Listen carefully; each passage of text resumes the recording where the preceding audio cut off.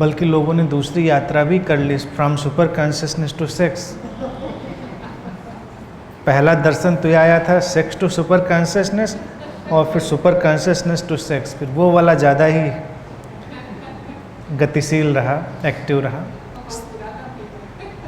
सवाल देखो क्या है कि मैं हमेशा इसको विस्तार देकर कहता हूँ, सेक्स को सेक्स में सीमित कर देंगे, शरीर में सीमित कर देंगे तो सब उलझ जाएंगे और कभी भी कोई रूपांतरण नहीं आएगा। काम ऊर्जा उतनी ही ऊर्जा नहीं है जितनी दिखाई देती है, इंटर रिलेटेड, इंटरवोवन, बहुत सारा उसका अंतर संबंध। इसीलिए उसको हिंदी का शब्द जो है मुझे हमेशा आकर्षित करता है, काम वासना। Sex and expansion of desires. Desires क्या है? सुख पाने की, प्रसन्न होने की, और सुख पाने के आप अनंत अनंत रास्ते ढूंढ सकते हैं। उसमें से एक है रास्ता जो शरीर के माध्यम से पैदा होता है, लेकिन लोग लग जाते हैं उसी को ट्रांसफॉर्म करने के। उसी पे लोग पैदा कर लेते हैं तंत्रा वर्कशॉप, और तंत्रा वर्कशॉप में कुछ नहीं होता है केवल फिजिकलिटी के, नथिंग। जो तंत्रा वर्कशॉप्स लोग ऑर्गेनाइज करते हैं वो सेक्सुअल ऑर्गीज के सिवा और कुछ नहीं बनती, इसलिए लोग कहीं पहुंचते नहीं, उनको लगता है कुछ होने वाला होगा।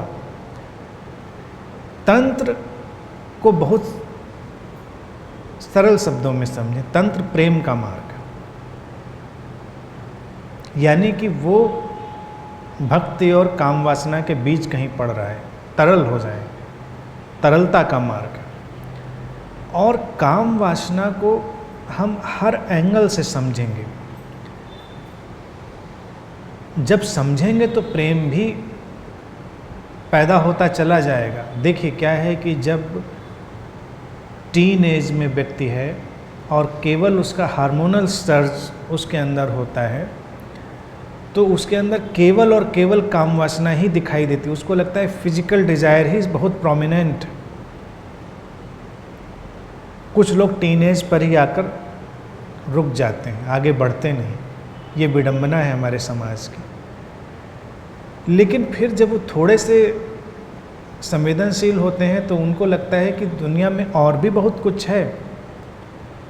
किसी व्यक्ति के पास सुख छीना नहीं जा सकता। सुख पाने के लिए तुमको ज़्यादा से ज़्यादा संवेदनशील होना पड़ेगा।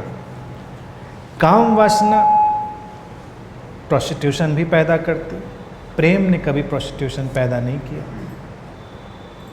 क्यों? क्योंकि प्रेम में एक किस्म की निष्ठा भी आती, कमिटमेंट भी आता। काम वासना में कोई कमिटमेंट नहीं, कोई निष्ठा नहीं। और जीवन में सुख व्यक्ति को मिलता तभी है जब जड़ें पैदा होती हैं, रूट्स आती। अति चेतना का मतलब है कि ऊपर की तरफ विकसित होना, लेकिन वो तब होंगे जब नीचे जड़ों की तरफ विकसित होंगे।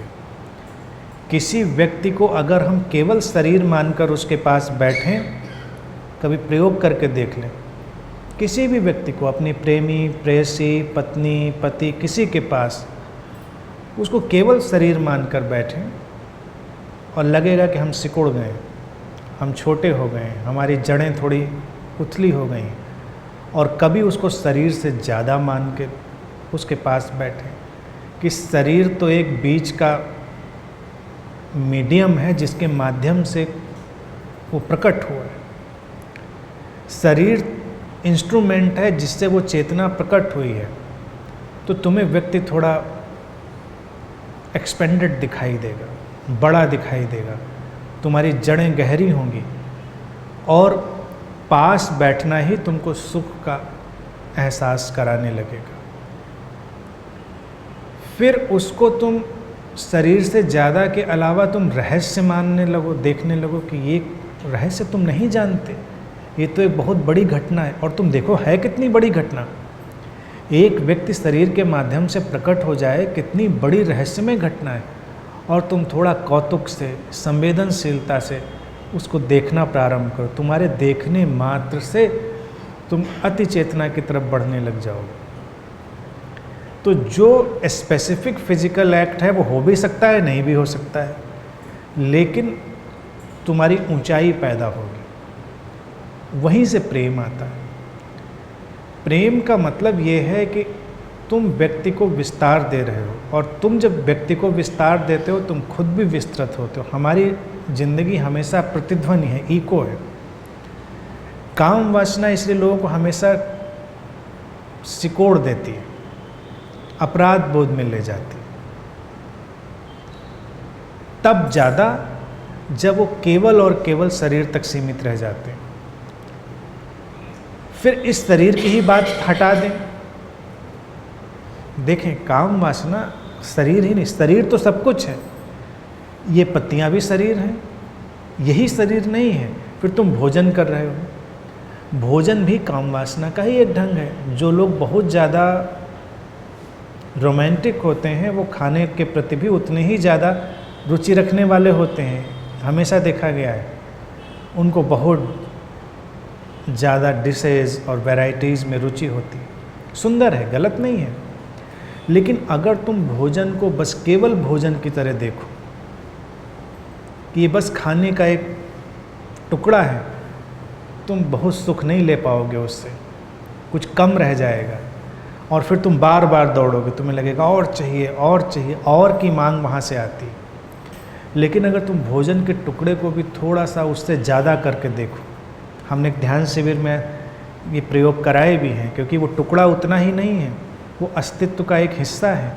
कहाँ से आया? एक अगर रोटी तुम्हारे हाथ में है तो रोटी कितने रहस्य से आई है।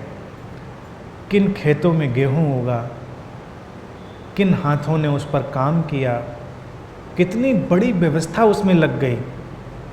पानी बरसा, धूप आई, सारा अस्तित्व उससे जुड़ा रहा। तो उस पौधे ने क्या क्या नहीं देखा। तुम्हारे हाथ में इस समय रोटी नहीं, पूरा अस्तित्व है। वो लोग, उनकी भावनाएं, वो आटा, फिर वो जब रोटी बनाने की प्रक्रिया, जिसने बनाया उसकी भावना, उसका सारा प्रेम, ऊर्जा, सब उसमें शामिल है। तो एक टुकड़ा जब तुम तोड़ते हो और इतने संवेदनशील हो जाते हो तो तुम अस्तित्व से जुड़ने लगते हो। तुम्हारे अंदर एक गहरी तृप्ति, एक गहरा सेटिस्फेक्शन आता है।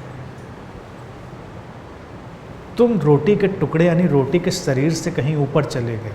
ज़्यादा रहस्य अगर तुम्हें अनुभव में आ गया, ज़्यादा संवेदनशील, तो एक रोटी का टुकड़ा ही तुमको इनलाइटन कर सकता है। बस तुमने एक टुकड़ा तोड़ा, मुंह में डाला और इनलाइटन। It's so easy. तो हम काम वासना को, मैं कहता हूँ, ज़्यादा से ज़्यादा सीमित कर देने की प्रक्रिया, और प्रेम को कहता हूँ ज़्यादा से ज़्यादा एक्सपेंड हो जाने की। तो हर चीज़ में हम उसको लगा सकते हैं। और फिर वहीं से अति चेतना, सुपर कॉन्शियसनेस। तो from sex to super consciousness लोगों को अच्छा लगता है, क्योंकि वो टीन एज मेंटेलिटी से इसको देखते हैं, कहते हैं यही ठीक है, बस और किसी चीज़ की ज़रूरत नहीं, ये रास्ता सबसे अच्छा है, क्योंकि तुम्हारी डिजायर्स को सूट करता है। लेकिन अगर तुम इसको इस निगाह से देखो, yes it is possible, but expand your consciousness. Super consciousness में तो तभी जाएंगे जब कॉन्शियसनेस को एक्सपेंड करेंगे। सुपर क्या है? सुपर कोई डिब्बा बंद कंटेनर तो नहीं कि एकदम से निकल के आ जाएगा किसी विंडो से। सुपर कॉन्शियसनेस का मतलब एक्सट्रीमली एक्सपेंडेड कॉन्शियसनेस। तो एक्सपेंड करना अभी से शुरू करें उसको। तो sex is not about physicality, it is about sensitivity. बढ़ते बढ़ते वही सुपर कॉन्शियसनेस बन जाती है।